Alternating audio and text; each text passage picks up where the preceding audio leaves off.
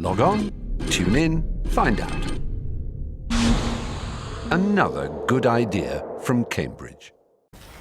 Speaker at the final day of the conference, Tandy Warnow from University of Texas at Austin. She'll be talking about estimating ultra-large phylogenies and alignments.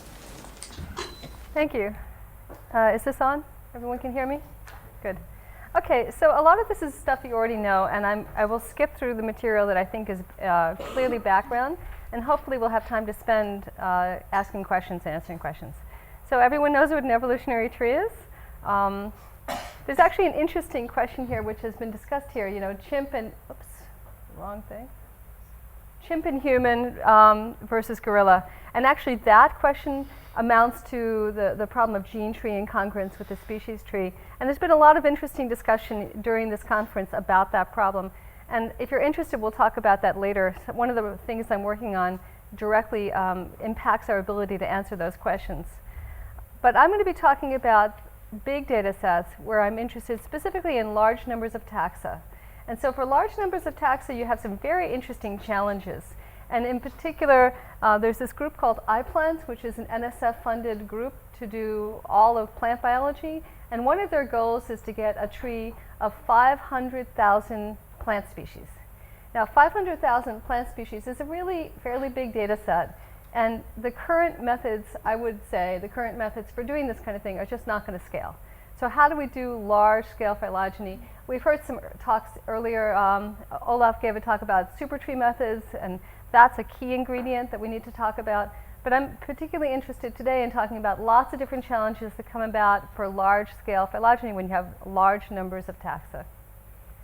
Okay, so this is just a cartoon of DNA sequence evolution where you have a sequence at the root and it evolves down the tree, and you have speciation events, and you're following one gene, let's say. It doesn't have to be a gene, but some region within the genome as it evolves down the tree. And this cartoon is not showing any insertions and deletions, right? It's a substitution-only model. And this is sort of the classical way that people talk about evolution, is this substitution-only model. So the objective is to take the sequences that are at the leaves of the tree and get the tree back. And because most models that people look at are time reversible, you can't actually identify the root. So you're happy if you get the unrooted tree back correctly. As we know, though, this is too simplistic because there are insertions and deletions. And so one of the things you have to do is come up with an alignment. An alignment is something that tells you which nucleotides in each sequence are homologous to nucleotides in the other sequences. And of course, they may not even be homologous to anything in some other sequence because there could have been an insertion or a deletion. So if you look at this particular sequence and it gives rise to this sequence, this stuff is deleted and this T becomes this C. This is the pairwise alignment. This sequence GGTG is over dashes, and it's over dashes because it was deleted in the evolutionary process. Whereas this T is above this C because the T became the C. So that's the true pairwise alignment. And if you have a tree and you have the ancestral sequence at every node, you can define, if you know it, the true pairwise alignment on every edge, and that gives you the true multiple sequence alignment, which is transitive closure. Okay? So the true multiple sequence alignment is a statement of positional homology, which is evolutionary descent. So how do we get a large tree? Well, this is a small tree, 4 sequences. You have sequences, you put them in an alignment, and then once you fix the alignment, you get a tree. Okay? First get an alignment, then get a tree. Don't worry about the particular sequences that are up there, they're just toy. But the problem is that alignment methods actually don't give sufficiently good accuracy on large data sets. And large data sets are becoming increasingly common. And so what's happening is we're using alignment methods that exist, we're running them on large data sets, we're getting not necessarily very good alignments, and then we're running tree estimation methods on these alignments that are not necessarily accurate, and we're getting poor trees. And this is actually as big a problem, and perhaps a bigger problem than just phylogeny estimation, because the alignments are really quite poor. There are statistical estimation methods that take into account sequence evolution models that include insertions and deletions. Those are methods like Balify, Alifritz, and Statalign, and they can give really good accuracy, but none of them have yet been able to run on anything of any size. So, I mean, I think that we've tried to run Balify on 100 taxa, and I think if you wait a week, maybe you can get a good result. So 100 taxa takes a week, 200 taxa is not going to take 2 weeks. And 500 taxa is beyond the scope of what it can analyze. So there are some really interesting challenges and some interesting methods, but they're not able to run on the data sets we need to analyze. Okay, so what I'm going to tell you about today are algorithms that are designed to improve other algorithms. So these are what we call boosters. They work with another algorithm to make it either more accurate or to make it able to run on a larger data set. So they can improve the guarantees, the theoretical guarantees, or the empirical performance. And you actually heard earlier from Olaf about DCM for maximum likelihood. And yes, we first designed DCM for maximum parsimony, then we designed DCM for maximum likelihood, and the early methods for maximum likelihood and maximum parsimony were improved by using the DCM as a booster. But then the methods got better, and so now the methods actually are harder to improve. And we think we might be able to improve them, but we'd have to go to much bigger data sets. So on the other hand, DCM boosting has been used on gene order phylogeny to give huge improvements. So what's going on here is as the methods get better, they can run on larger data sets, and the DCM boosting needs to go to a much bigger data set to still give an improvement. So the methods that can't run on really big data sets, they get improved by DCM. Okay, but that's only one kind of discovering method. The others are the ones I'm going to tell you about today, because they're all the same basic idea. DCM boosting for distance-based methods, that's the first thing I'm going to tell you about. So distance-based methods take sequence alignments, construct distances on the sequence alignments, and then construct trees. You've heard about this. And I'll show you how we can improve the theoretical performance and the empirical performance. Sate boosting is a technique that works with an alignment method, and it gets you a better alignment.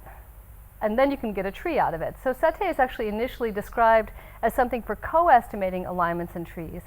Really what it is an alignment method. And then at the end, you can run RAxML or whatever you want to run on that alignment. People have run Mr. Bayes, people have run POI, they've run all sorts of methods on the final alignment. And Sate works with an alignment method and makes it more accurate. Superfine is a supertree method that works with supertree methods. And it will make the supertree method more accurate and faster. And finally, Dactyl is a method for improving tree estimation methods in general. Okay, so what I'm going to do is quickly try to go through the four topics, not the first. So starting with DCM boosting for distance-based methods, just to give you a flavor for this kind of algorithmic paradigm. Okay, so as I said, DCMs are methods that work with existing methods. So you have a base method. It could be neighbor joining, it could be RAxML, it could be parsimony analysis under TNT, some base method. And you use it within this structure to get a new method, okay? So you're basically modifying the method. It's an algorithmic modification. They come out of this initial work that started, in fact, with Daniel Hewson, who was at that time my postdoc, doing discovering. So discovering is a technique where you take a data set, you divide into subsets that are overlapping, you construct trees on the subsets, and then the trees are overlapping because the subsets are overlapping, and then you can take these trees and merge them together, and then that tree may not be completely resolved, and so the last step refines the tree. Okay? So the technique is called discovering because what it looks like is taking the tree, which of course you don't know, but taking the tree and moving a disk across the tree and picking up the leaves that fall inside the disk as you move it across. I mean, if you knew the tree, then you wouldn't have to construct the tree, but this is visually what it's aiming at. Okay, so the basis for this is graph theory. So in fact, years ago when I was here, I gave a talk about the graph theory basis for these kinds of techniques. So triangulated graphs, chordal graphs, are graphs where there is no simple induced cycle of size 4 or more. And triangulated graphs are the basis for these discovering methods. So if you have a triangulated graph where the vertices correspond to the species, you can get a decomposition of the graph using various kinds of techniques. You can either get the maximal clique decomposition, or you can get a vertex separator plus the components. Those are two different basic decompositions. Then on each set, you get a tree estimation on that set of taxa, And then because you have a chordal graph, if you have correct trees and you combine those trees in the correct order with the perfect elimination ordering, you can actually get the true tree back. Okay, that's a basic idea. The meta methods I'm going to tell you about are these four, starting with superfine. So superfine is a supertree method, and you've heard about this already. There's two basic ways to get a tree from multi-markers. You can combine them into one big alignment. So that means you get an alignment on each of the markers, then you just concatenate them into one data set, and you run your favorite method on that concatenated alignment. And it can be a partitioned alignment, doesn't have to be a partition, it can be parsimony, it can be Bayesian, it can be maximal likelihood, it can be neighbor joining, anything you like. Okay? You get a concatenated alignment and you run it on that alignment. The other approach is that you construct trees on each marker and then you combine those trees. Now, we've heard a lot about incomplete lineage sorting and networks, and so when your genes are evolving under different trees, you wouldn't really want to apply a simple supertree method to it. You'd want to apply something that takes the gene tree incongruence into account. But when you believe the gene trees should all be the same topology, putting them into a supertree method could make sense. And then the question is whether or not you get good accuracy. Okay? So supertree methods make that assumption that the gene trees should be the same, topologically the same. Okay, so the new supertree method that we've developed, and it's in press in systematic biology, has two steps. The first step constructs a constraint tree. So the first step produces a tree that is not fully resolved. And again, Olaf's point about get part of the way there and then finish the task. This is the same thing. So the part of the way there is we construct something called the strict consensus merger tree, and that was initially developed in the context of these DCMs with Daniel Hewson. And the strict consensus merger tree is very fast, and it produces something that has high degree nodes, lots of polytomies. You then take each high degree node and you use your favorite supertree method to refine at that node. And there's some mathematical tricks there that allow us to replace the input trees by small input trees. So if the node has degree 100, now every single input tree has at most 100 leaves in it. And so that allows us to run our supertree method on small trees, and then we can refine around that node and we can do all the nodes in parallel.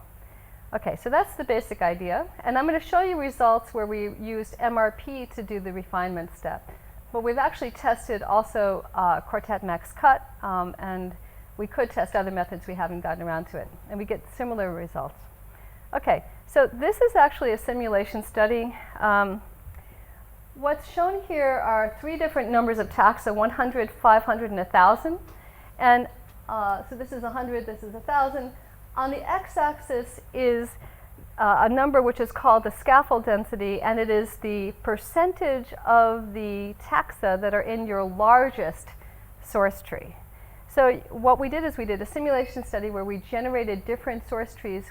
Some of them are clade-based, so you take a clade and you densely sample within that clade with respect to the available genes. And the other type of data set is a scaffold where you take a random subset of the entire set of taxa so that you can glue everything together.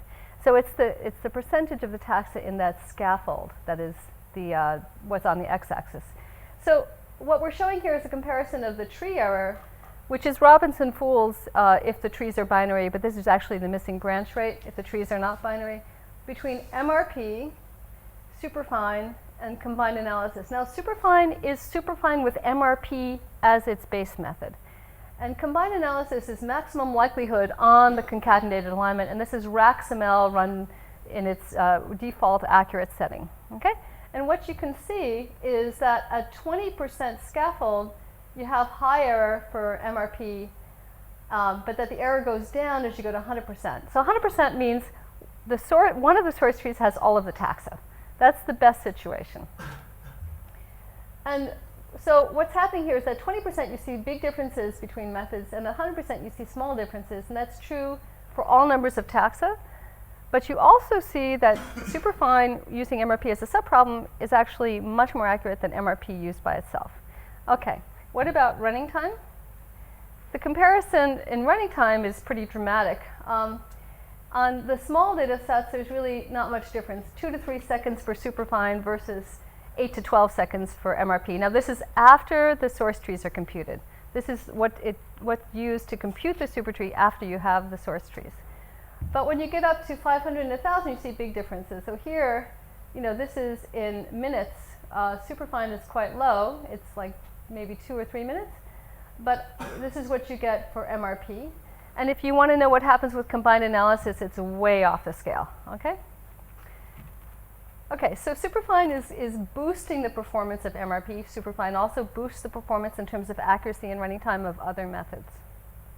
Okay, I'm switching now from supertrees. This was inserted because of Olaf's wonderful introduction. Now, next thing is DCM boosting for distance-based methods. This is early work. Some of you probably already know this. So the basic question is you have a Markov model of evolution, and you want to know if your reconstruction method is statistically consistent, and if it is statistically consistent, how much data it needs for accuracy with high probability. So how much data it needs is the sequence length. And that sequence length will depend upon the parameters of the model tree. So it'll depend upon the number of taxa, the smallest probability of change on any edge, and the largest probability of change on any edge. So if you make that smallest probability get really small, then you need longer sequences just to be able to reconstruct that edge. And if it gets to be very long, then you start having so much homoplasy that there's so much randomness it's hard to reconstruct things, okay? Now, so here we say, imagine you have a model tree, you do a simulation, you construct trees, and then you report the error. The question is how does that error go? Does it go to 0 or not go to 0? If it goes to 0, the method is statistically consistent, okay? If it goes to 0, as the sequence length goes to infinity, it doesn't have to go monotonically. If it goes to 0, it's a statistically consistent method for that model tree. Does it go to 0 from a polynomial number of sites or an exponential number of sites once you fix the smallest branch probability and the largest branch probability? If it's polynomial, then we call that absolute fast converging, AFC. Absolute means the method doesn't know the parameter values, but it can still get to 0 with high probability from polynomial number of sites. Otherwise, exponential says if it needs an exponential number of sites, okay? So the introduction of this concept was in the early papers with Peter Erdős, Mike Steele, Laszlo Székely, and I. That was a fun collaboration. There's actually a lot of AFC methods at this point, okay? So it's actually become a big research area. Now, neighbor joining is statistically consistent, but in fact its sequence length that it needs for accuracy with high probability turns out to be exponential. There's actually a lower bound as well. Okay, so an upper bound suffices, and then there are cases where the lower bound is needed. And you get this sequence length that grows exponentially in the maximum diameter. The maximum diameter is the maximum expected number of changes on any leaf-to-leaf path. So that's pretty bad, okay? If you have, random trees, that could be like square root of n times the maximum length. So this is a theoretical result. How does it perform in practice? This is how it performs in practice. So this is a simulation study that we published in ISMB. Luai Nakla was on this paper. We took bigger and bigger and bigger model trees, but all of the trees have the same branch length distribution. And so when you take more and more taxa, you actually increase the diameter, okay? And what we did is we kept the sequence length to 1,000 nucleotides at the root, and we evolved under K2P, and then we inferred evolution. And this is neighbor joining's error rate. So this is the missing branch rate of the tree that it constructs. And what you can see is that at 25 taxa, it has about 5% error, but by the time you get to 1,600 taxa, it's above 40%. So what is that telling you? You have a lot of homoplasy, right? And if you think about this, there's only 1,000 sites, there's 1,600 leaves, and there's all this homoplasy. Maybe it's just the data, right? Someone has to think it's just the data, and no method can do all that well. Good, I've seen people nodding their heads. Let's try a discovering method on it and see what happens, okay? Neighbor joining has a sequence length requirement that's exponential in the maximum diameter. So suppose you could reduce the diameter of your subproblems, construct trees on subproblems, and then glue them together somehow. If you could figure out the right diameter and figure out how to group them, maybe you could get a good tree. And so we tried this, and we have a two-step technique. In the first step, we construct a graph. We're guessing at the diameter that will work. We construct a triangulated graph from the distance matrix where we put vertices, we make vertices adjacent if their distance is less than a certain threshold. This graph will in fact be triangulated if the matrix is additive or close enough to additive. And those of you may remember discussions about minimal triangulations. What you need is a triangulation of this graph that minimizes the maximum weight edge that you add so that you get a triangulated graph. That problem is NP hard.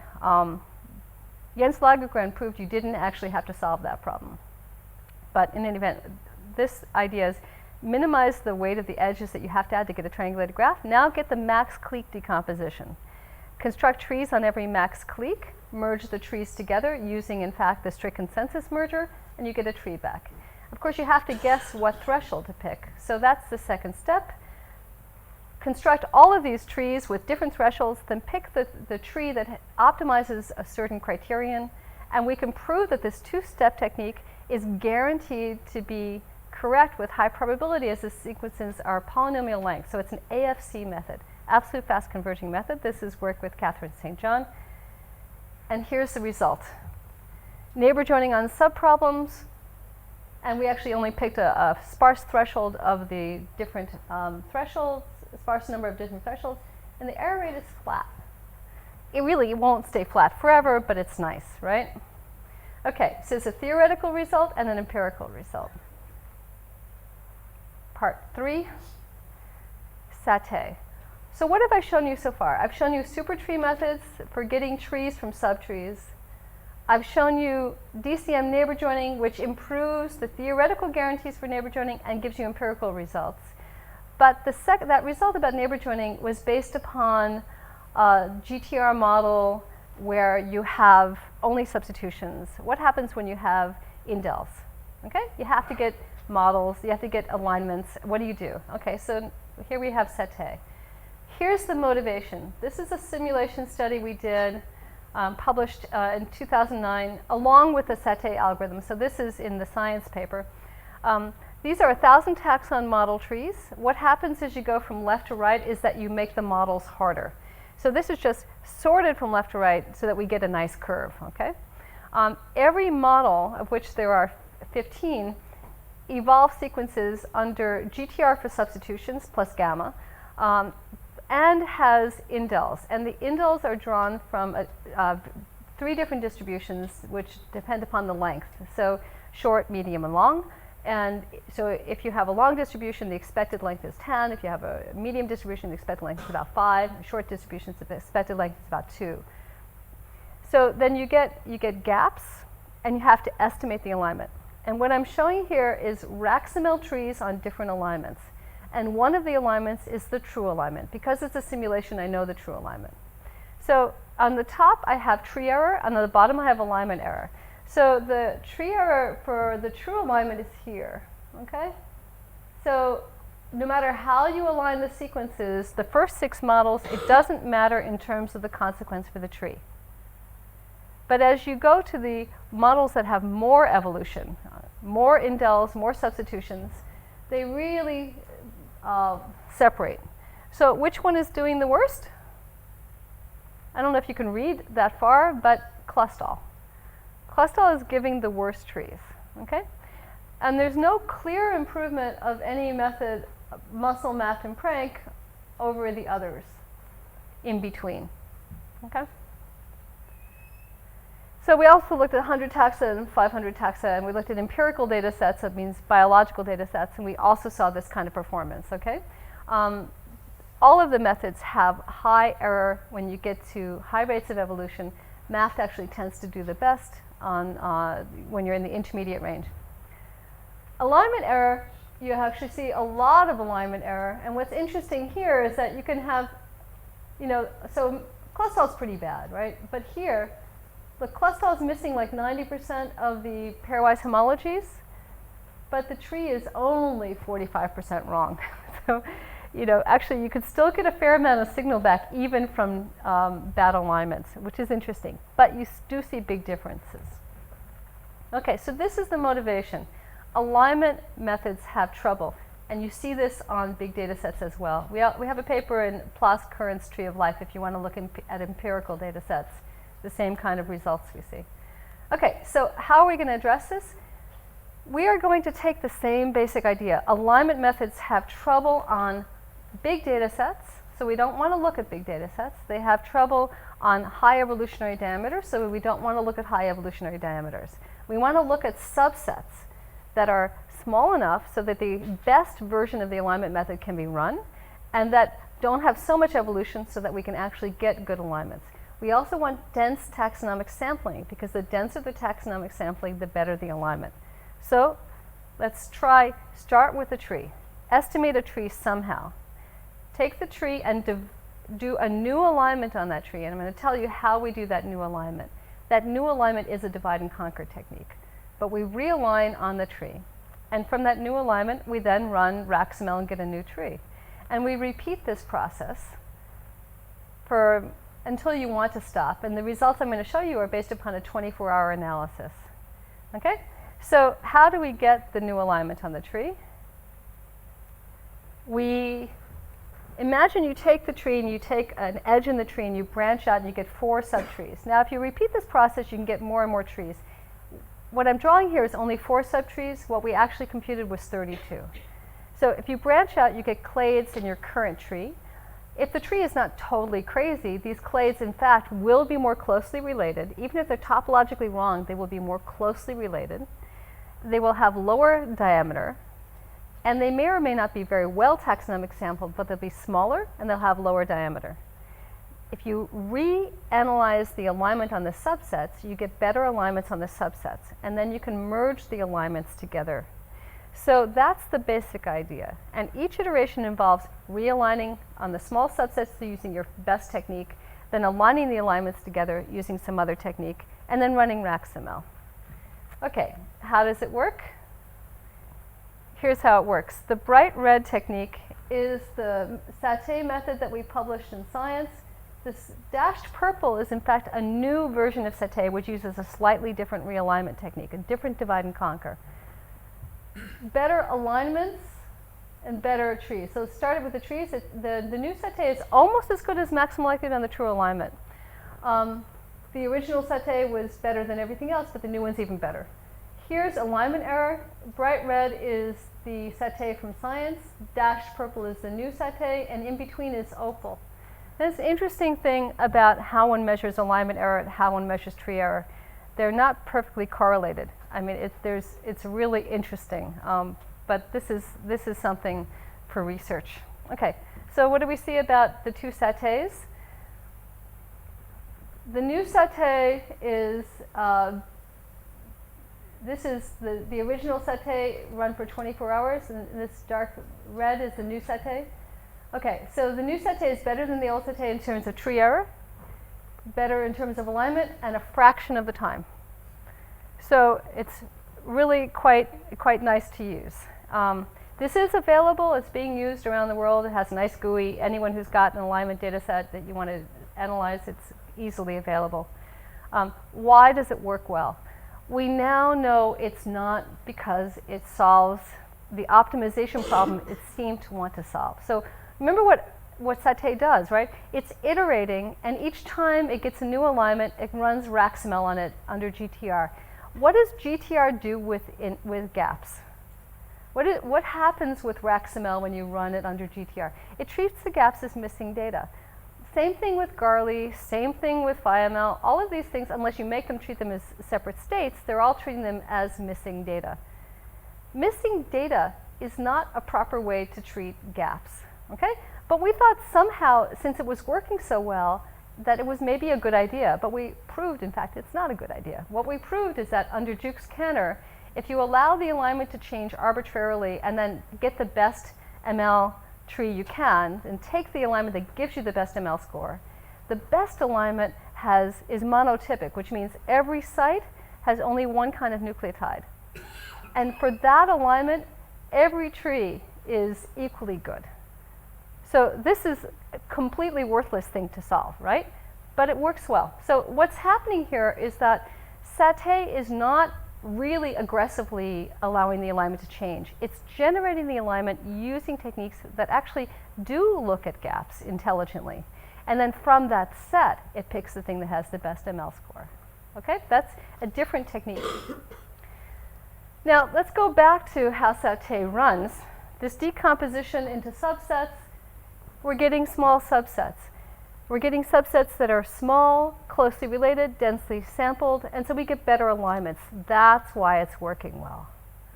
Okay, what's interesting is that you can afford to do all of the work on the small, closely related things and then piece them together using techniques that don't matter quite as much, that don't have to have the same accuracy. That's interesting. So this is why it works well.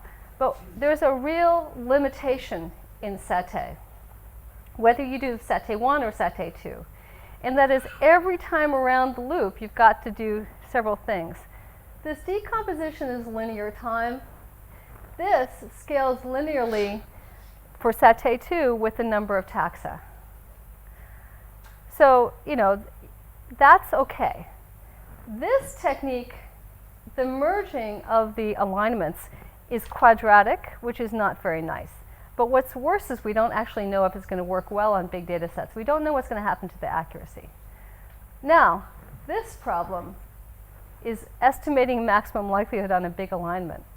That's computationally infeasible on big data sets. So if you get to 500,000 sequences, each iteration involves running RAXML. This is just not feasible.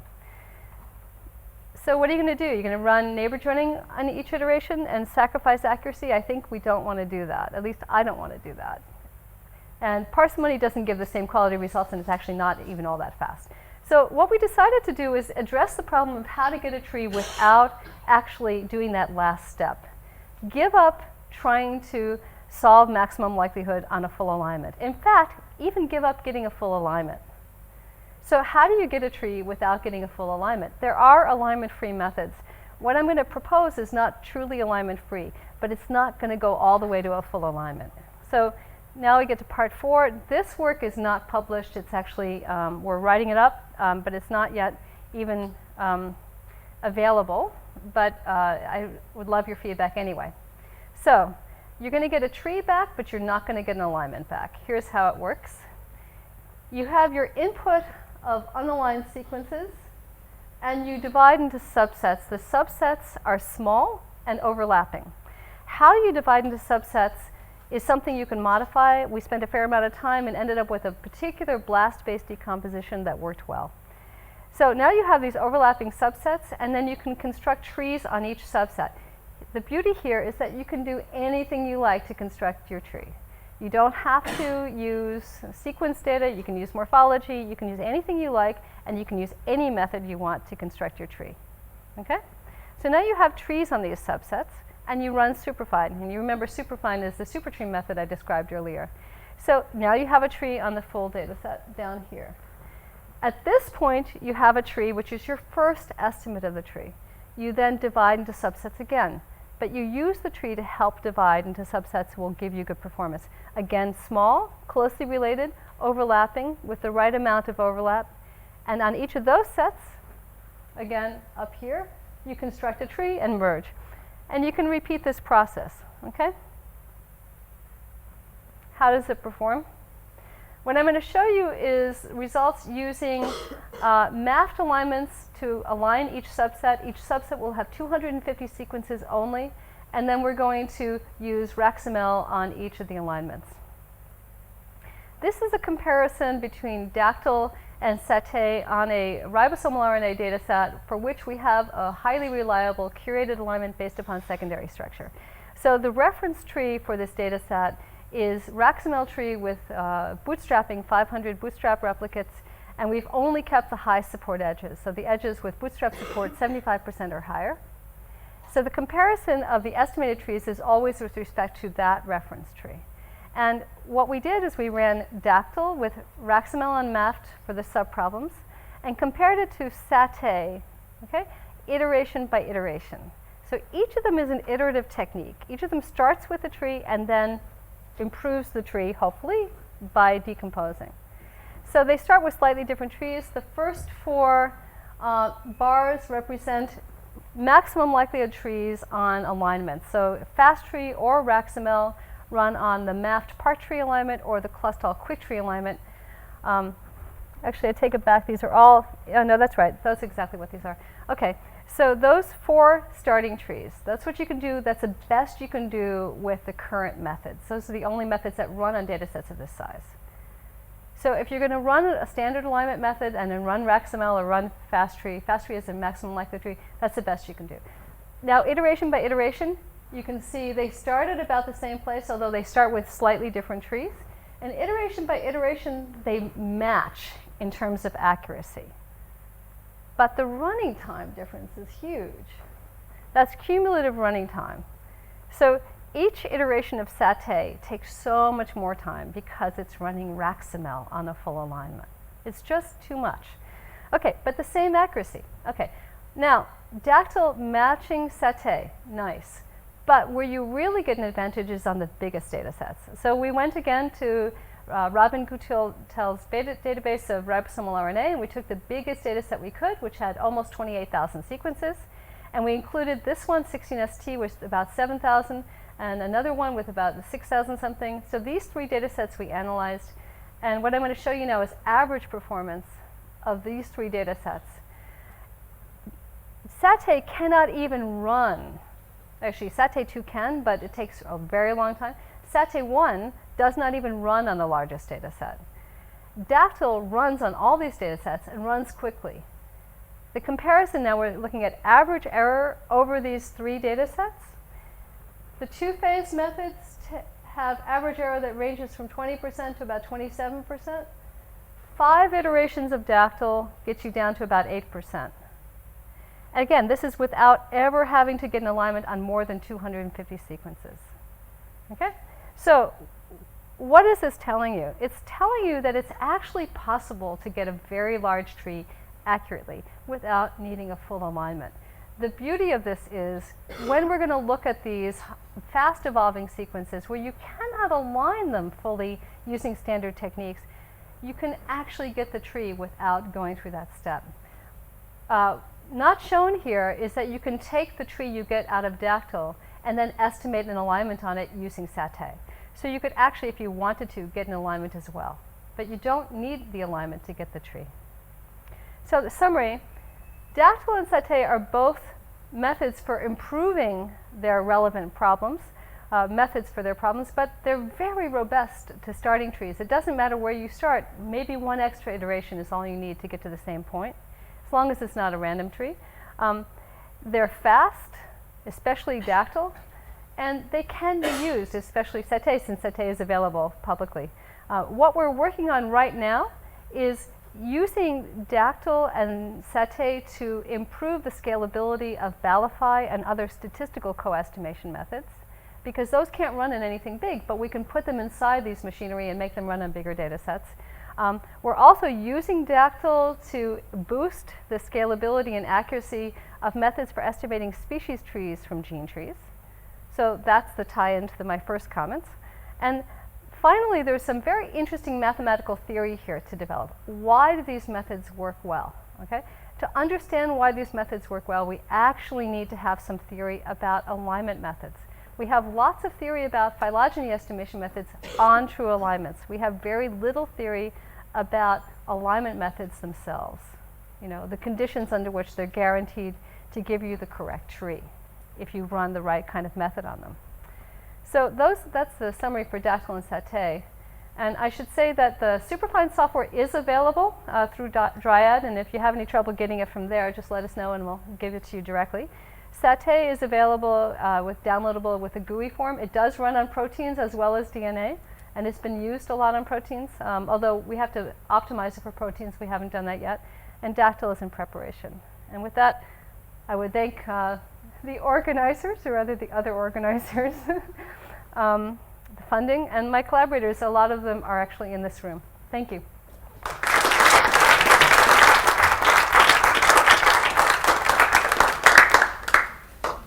So now we have about 20 minutes for questions. Do you have any opinion on alignment-free or multiple alignment-free methods, I should say, and because you didn't quite use them or didn't?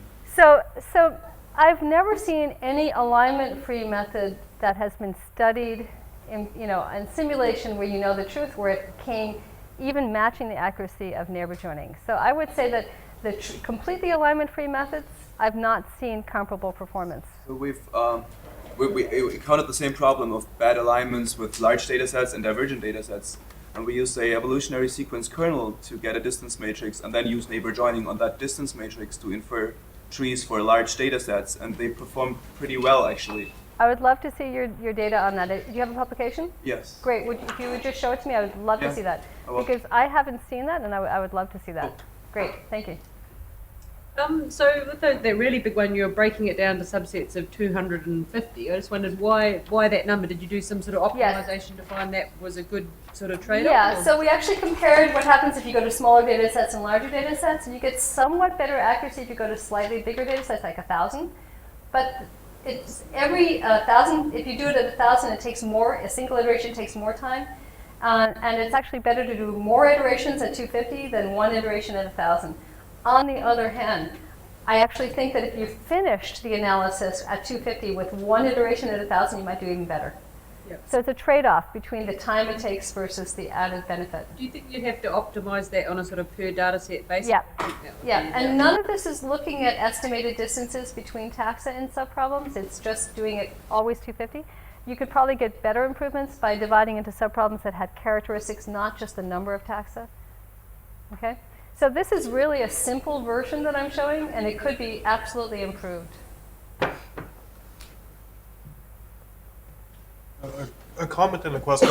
I wouldn't call Dactyl completely alignment-free. No, it's... Because a blast is a very crude format of alignment. Oh, well, let me point out here, thank you for asking, but actually, what about I didn't say anything about this, but there's a comparison between starting here and starting here. So what I actually showed was starting here.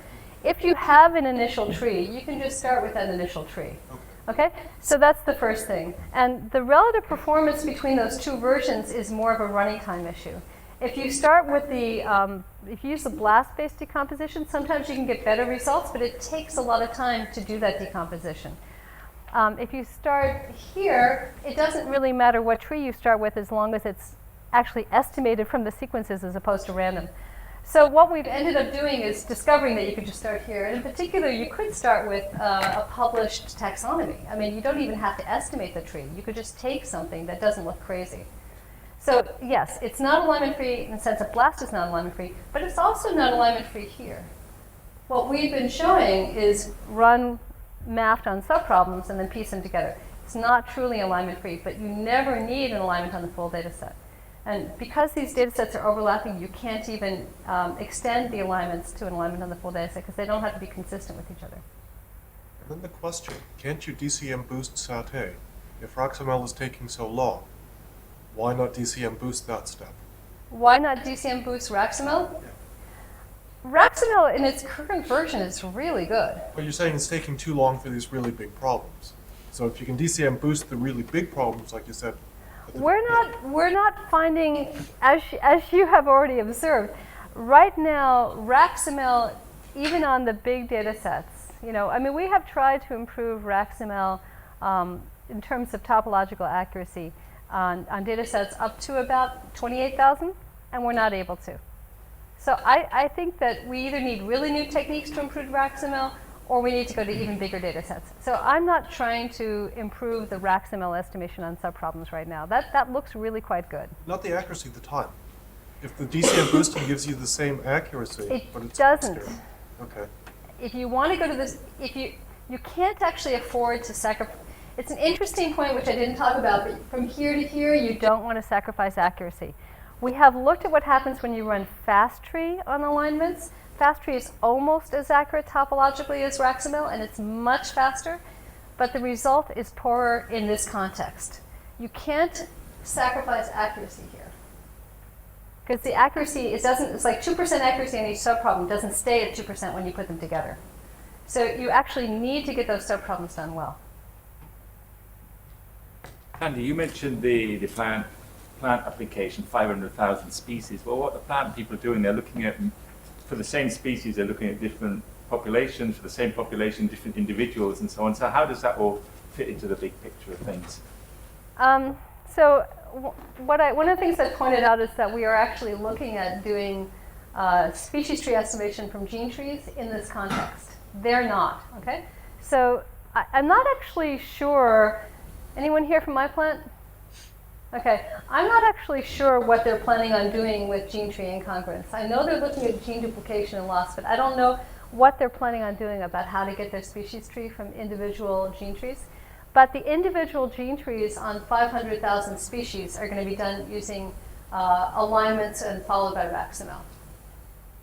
My question was more like, we're seeing a merger of phylogenetics and population genetics. Right. So if you have 500,000 genomes, they're not going to be 500,000 species. Many of those are going to be the same species, just different ecotypes. So does that impact this in any way? It impacts it, but you're asking me what they're going to do, and I'm not able to tell you what they're going to do. No, I'm not asking you what Okay, they're going to do. okay. How does it fit into the big picture? How do you? Oh, you're not.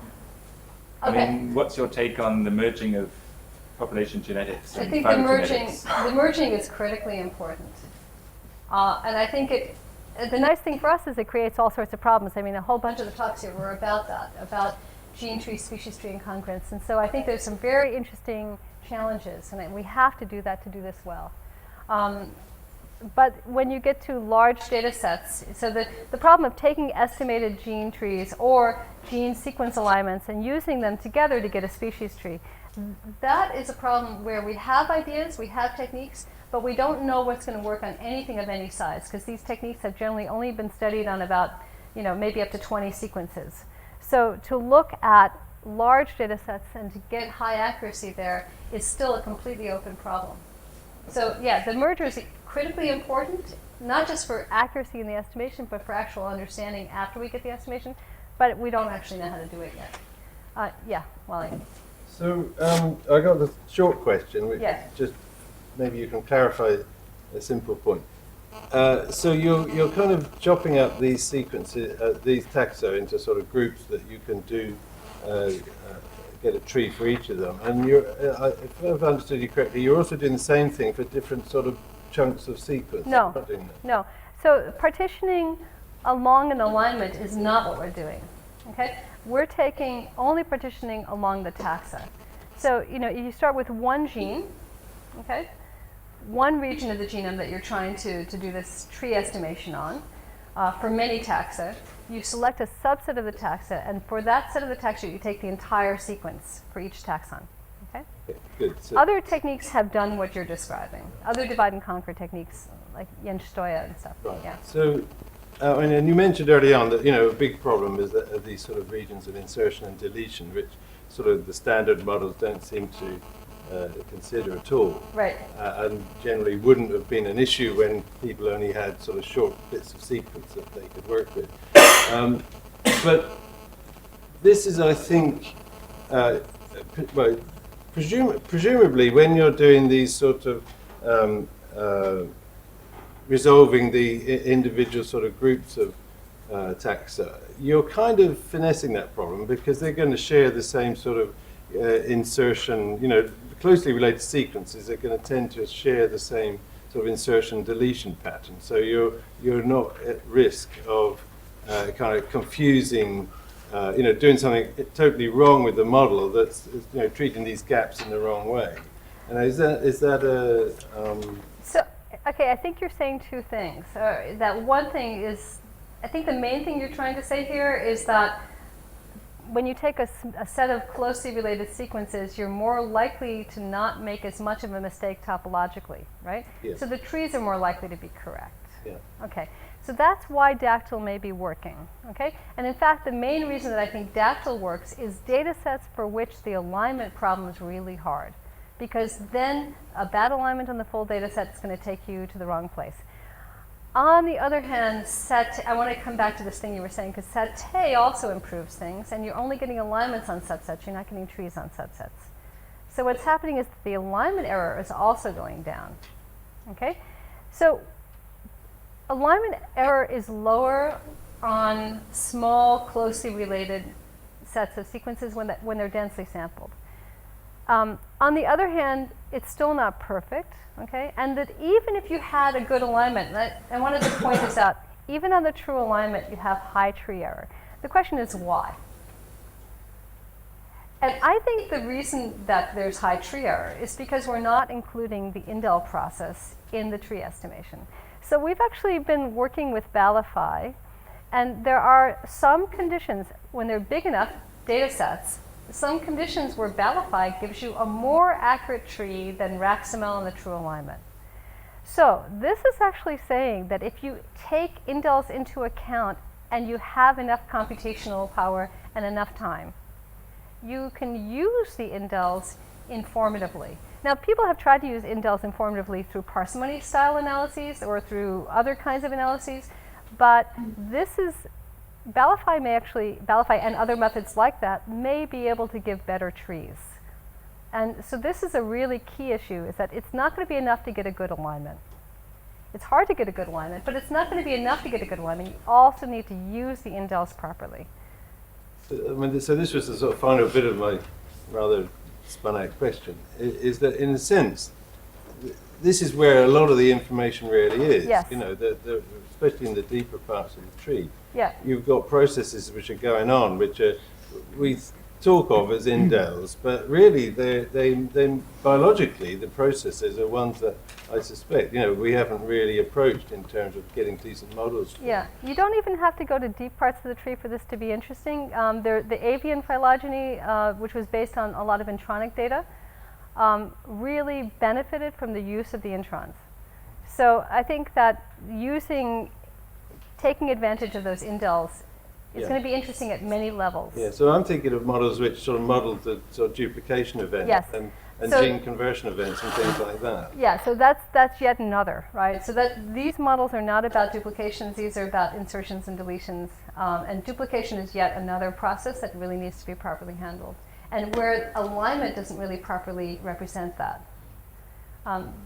Something else? Yeah. So having worked now with such large data sets, can you say something about how adding data improves resolution of some of these deeper branches, just based on what you've seen already? Definitely adding data helps. I think the biggest problem here is when you take when you take regions, different regions of the genome. Certainly, if you combine them into one alignment, you tend to get better resolution, you tend to get higher bootstrap support, but we know mathematically that higher bootstrap support doesn't necessarily mean better accuracy. And Mike Steele here can actually give you some nice mathematical results along those lines. So when you combine sequence alignments that don't necessarily have the same tree, they could have the same tree topology but different parameters, or they could have different tree topologies.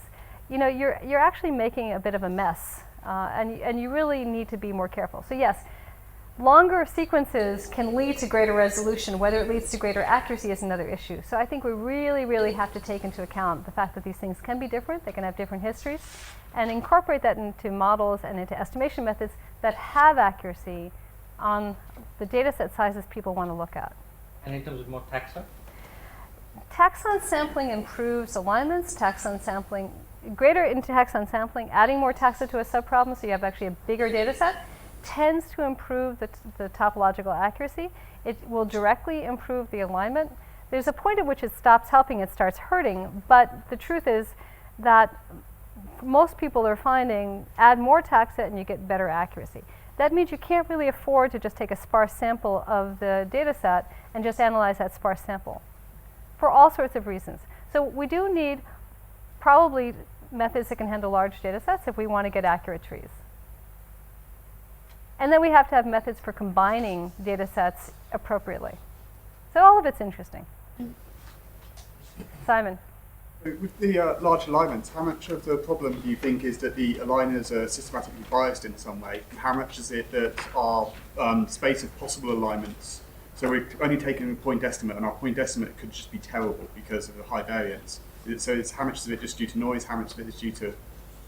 I actually think there's a problem with all of the alignment methods. Almost every single alignment method operates by taking a guide tree, estimating a guide tree, and using that guide tree in a progressive way. What they do with that progressive technique can vary, right? What they put at the internal nodes can vary. But they're all limited by that approach. And I think there's fundamentally algorithmic design issues that are leading to poor alignments. I don't think it's just that it's a big space and we're not sampling things well. So I think these are algorithm design issues. Yeah. You just gave advice that we should collect more taxa than genes. No, I didn't say that. Let me make it clear. I said you don't want to just make one large multi-marker alignment and run a tree estimation method on that doesn't take differences between genes into account. Because, as you know, the modeling, if you look at the theory behind multi-species coalescence, for instance, it's very clear that if you do the modeling correctly, then adding more genes is far superior to estimated species tree topology and divergence than adding more taxa. So I'm not going to disagree with you on that. On the other hand, Alexi, when you have a large taxonomic distance, you cannot just take 10 species and add more genes because you're not going to be able to do the alignment. So we're talking about for a different scale. For certain scales, small numbers of taxa, many genes is perfect. For other scales, you have to do both. So the main thing I was trying to say is don't just combine them into one alignment and then chug through Raxaville. Shout that from the top of the building. And Raxaville's good, but it's good for what it does.